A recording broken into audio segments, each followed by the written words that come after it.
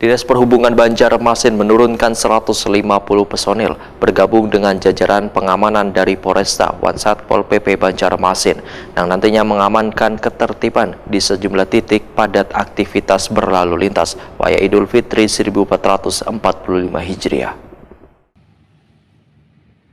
Dinas Perhubungan Banjarmasin menurunkan 150 personel bergabung dengan jajaran pengamanan dari Polresta Wansatpol PP Banjarmasin untuk mengamankan ketertiban di sejumlah titik padat aktivitas berlalu lintas Waya Idul Fitri 1445 Hijriah.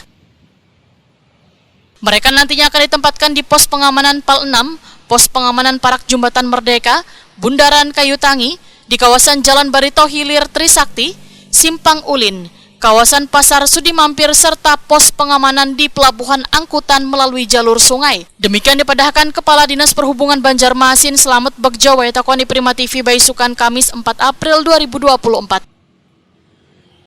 Menurut Slamet Bagja, wayah lebaran nanti arus mudik di sejumlah lokasi akan terjadi kemacetan, di antaranya di sepanjang Jalan Ahmad Yani, serta beberapa kawasan lainnya hingga rentan terjadinya kecelakaan.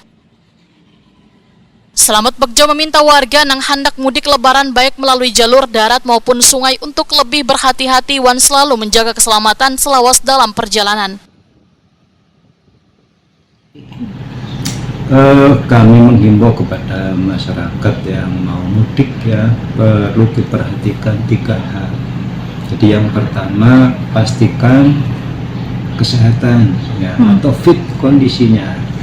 Kemudian yang kedua, setelah orangnya, kendaraannya. Jadi kendaraannya pastikan juga layak jalan. Diperiksa dulu apakah banyak kempes, gundul, kemudian BBM-nya apakah terisi atau tidak, itu harus dicek. Kemudian yang ketiga terkait dengan surat kendaraan, pastikan itu lengkap ya.